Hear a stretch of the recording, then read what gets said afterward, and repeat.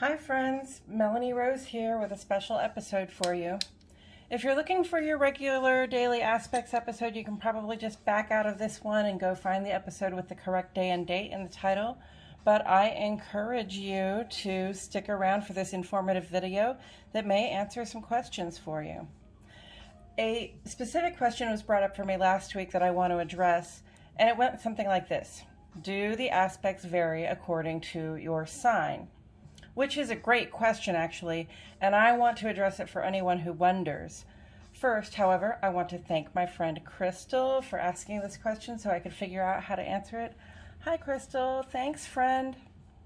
You see, I'm not brand new to writing out the aspects and making notes about the day. I've been doing that for a long time, but I am brand new to formulating this as information that I can express to other people, which incidentally helps me to understand it better myself. So please ask me any question about astrology, and I, your avid amateur astrology enthusiast, will do my best to answer. So the answer to the question, do the aspects according to your sign, is no and yes. So there you go. Thanks for listening. I hope you all have a lovely day. Seriously though, when we read our horoscopes, I don't know about you all, but I tend to read the horoscope for my sun sign, another one for my rising sign, sometimes another for my moon or my Venus sign. It can be a lot of reading, and sometimes the messages won't seem to align, or I may not necessarily connect with the messages that are on offer. So this is what we need to know. The horoscope, that thing you read according to your sign, is something that an astrologer creates when they filter the information of the aspects and transits through their understanding of each sign. So, think of it this way. Aspects plus each of the signs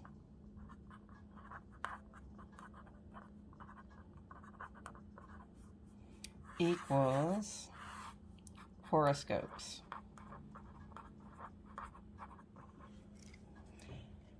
So, first of all, I want to say, please don't try to copy my little diagram that I made because I got all of this out of order and I put myself at the center naturally.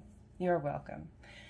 Each of us human beings is one of 12 possible sun signs, the same 12 possible moon signs, the same 12 possible rising signs, and so on down the line.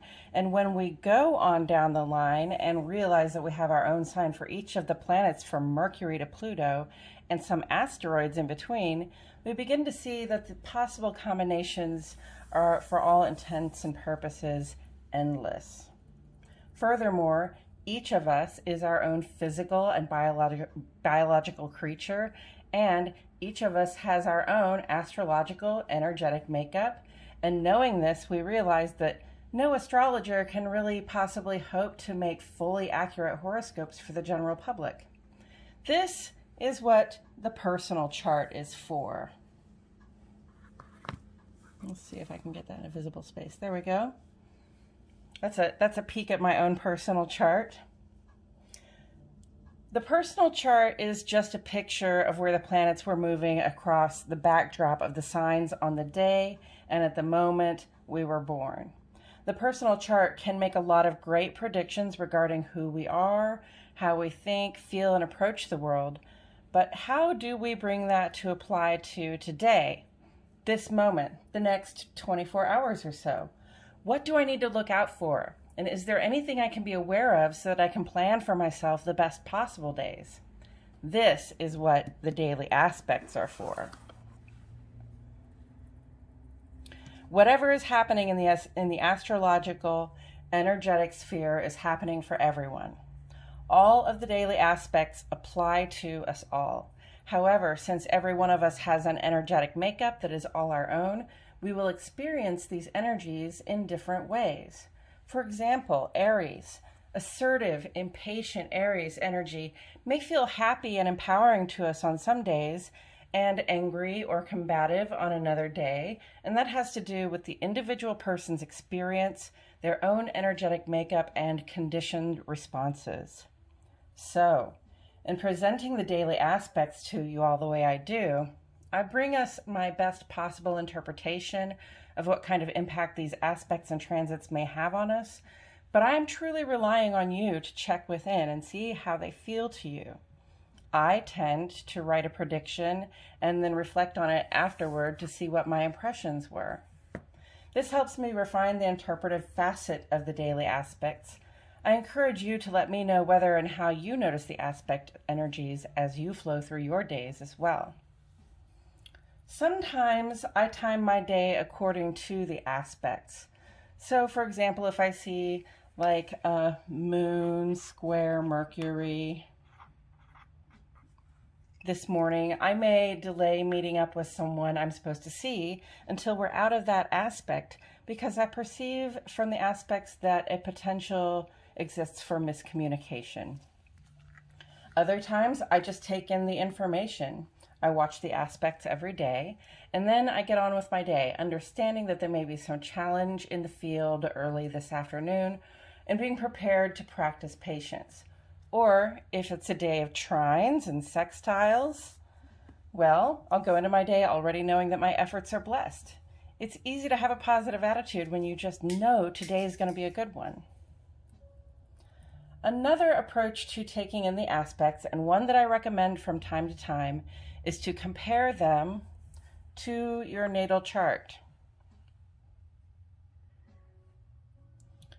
In every aspect, the planet on the right-hand side can be compared to that planet's placement in your birth chart.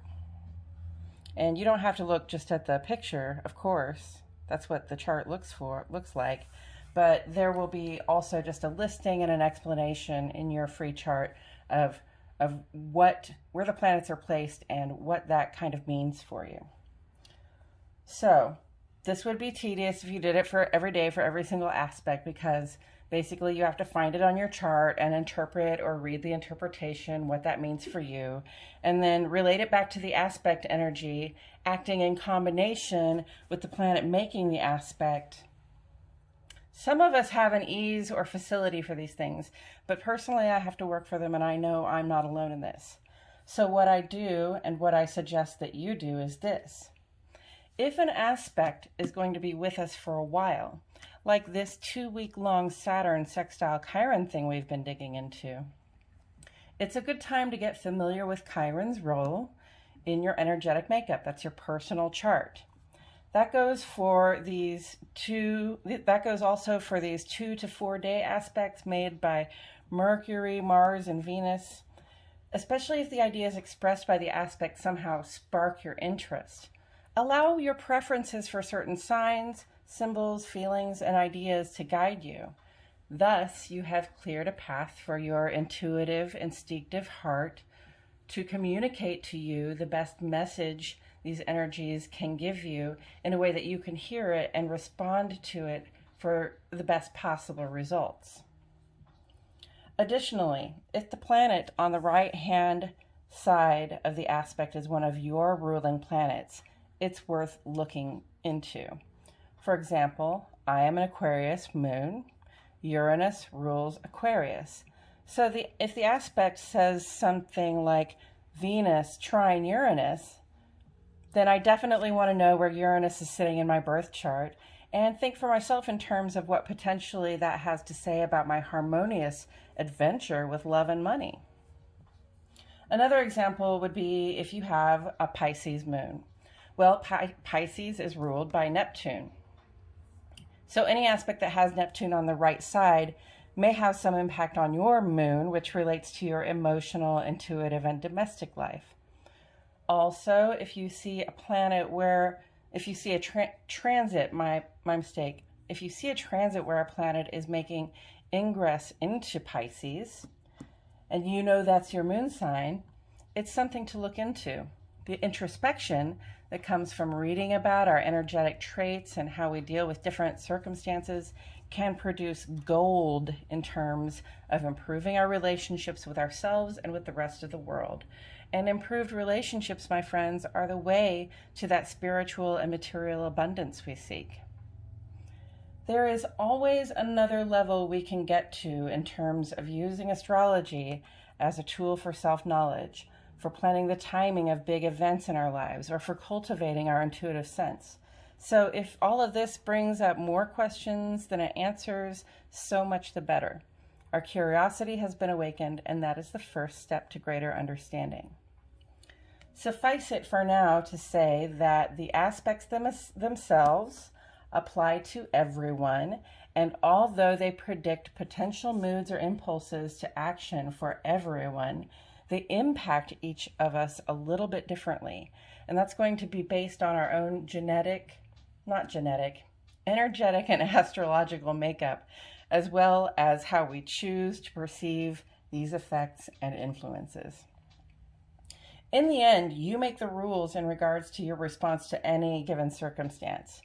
Following astrology is a practice that lends us something to think about in terms of who we are as people and what kinds of opportunities or challenges are out there waiting for us to show up and have that experience, consciously and conscientiously if we care to do so.